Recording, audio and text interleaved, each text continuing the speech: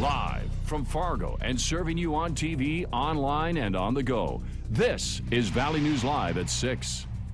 We begin tonight with breaking news. The state has filed a motion to dismiss the case against suspended West Fargo teacher Aaron Knodel. Knodel was accused of having a sexual relationship with a 17-year-old student in 2009. He was originally charged with 5 counts of solicitation of a minor and was found not guilty on 3 of those charges. The second trial was set to start next Tuesday, but just now we were getting word the state has dropped those final 2 counts against Knodel. Valley News Team's Ashley Bishop has been following this case since the beginning. She just got back from the courthouse and has more on these breaking developments. Ashley? Yes, the state's reason for dismissing the case is everybody's fault but their own. In the 4-page document, the state blames the defense, the judge, and the media for how the trial played out. The state says that Knodel never requested a speedy trial, and he and his attorney kept objecting to the trial's original date in December.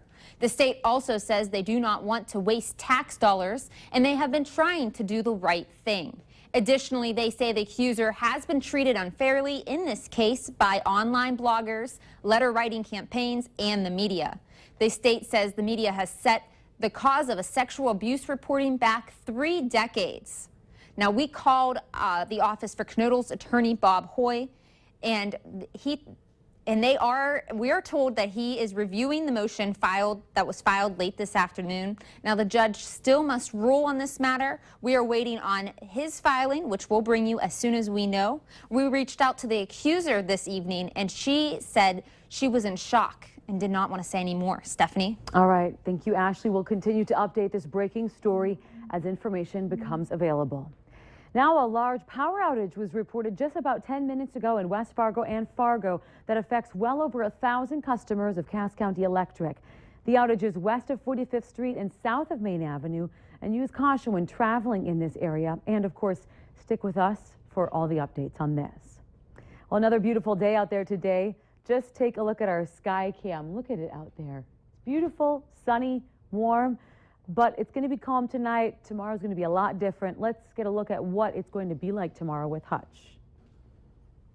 All right, thanks so much, Stephanie. As we look outside, radar very quiet over the valley. We're going to get all our outdoor activities in this evening with that quiet weather. But for tomorrow, we are expecting a risk of severe weather. Where you see the yellow areas, there is a slight risk of severe weather. That includes most of the eastern Dakotas, Grand Forks, Fargo, and our westernmost reaching counties of Minnesota as we head through the night. Now, as we go through the next 24 hours, those storms could come in several waves.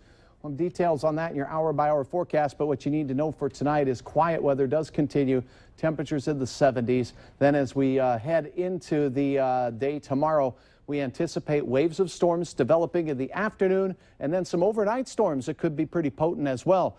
There is a risk of an isolated tornado or two. We'll have details in your hour-by-hour forecast, Stephanie, in just a few minutes. Okay, thank you, Hutch. You bet.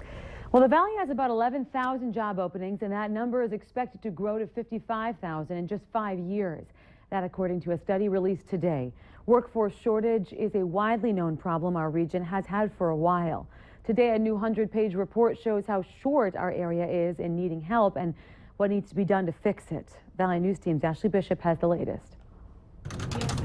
There's a lot of job openings and a lot of options available to anybody who wants a job in this area. The job search for Dara Vadney is different than just 5 years ago during the Great Recession. I was searching out of desperation, and this time around I have choices and I can go in with more confidence. Vadney says she looks at the workforce shortage as an asset for her and the area. It definitely gives you more bargaining power. But not everyone agrees. We have issues. We have to find more people to come into this community to really help us grow. The new study shows 4 strategies that need to be done to strengthen the workforce in the Valley.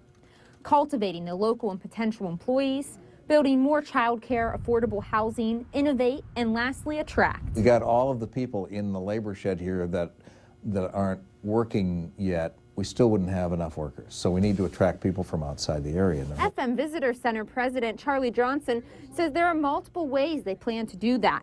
But it will take the community's assistance in showing people it's fun to live here, even in the winter. Nobody likes it when it's 25 below, obviously, but that's not that often, really.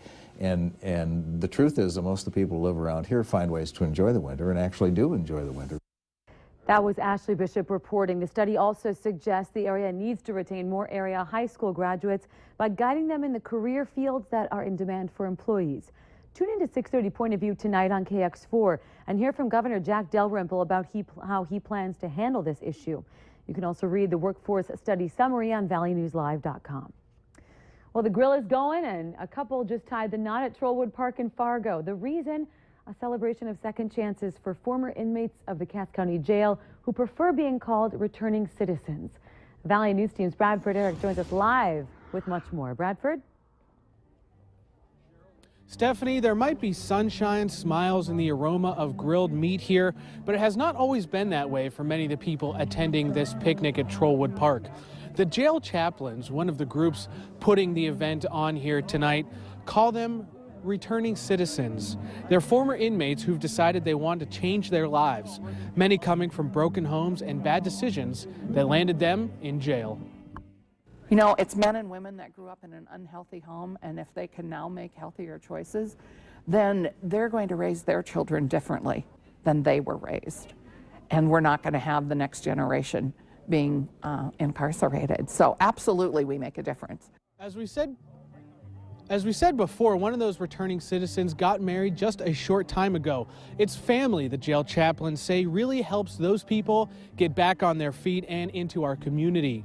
As for the party here, it's going to last for several more hours. We've got burgers and dogs. There's live music here, plenty of ice cold drinks. There's a photo booth here. If you're in the Trollwood area, why don't you stop on by and grab a quick bite to eat. Reporting live in Fargo, Bradford Eric, Valley News Live. Awesome, Bradford. A great celebration, and congrats to them. Now, the many people who work in the sheriff's office and jail are also at the picnic, helping to celebrate those second chances. Well, the Fargo-Moorhead Diversion Authority is holding a meeting right now about special assessments that they're proposing to put on downtown Fargo homeowners. The project will be for the construction of a concrete flood wall along 2nd Street South from NP to 3rd Avenue North, which requires the realignment of 2nd Street North. The Diversion Authority is paying for the costs related to the relocation of city infrastructure, but the taxpayers may have to pay for a lot of that project. That money is going to come in the form of special assessments to people living in certain parts of downtown Fargo. An extensive street construction project plan for downtown Moorhead this summer has been pushed back until next year. Only one contractor bid out the project, but the bid is over the city's budget. The city projected the cost between $8 and $9 million, but the contractor's bid nearly $11 million. The plan includes flashing yellow arrows and turn lane improvements in hopes to move traffic in and out of downtown more effectively. Main Avenue between 8th and 19th Street would have been the major focus. The city says the project and the rebidding phase will hopefully happen in the fall. Later on Valley News Live at 6, a stream of Rolls Royces, Bentleys, Jaguars, and more are passing through the Northern Valley. A quiet Thursday will turn into a rough and tumble Friday. We'll have a round of storms moving through. We'll have more storms moving through. I'll have details on when and where coming up right after this.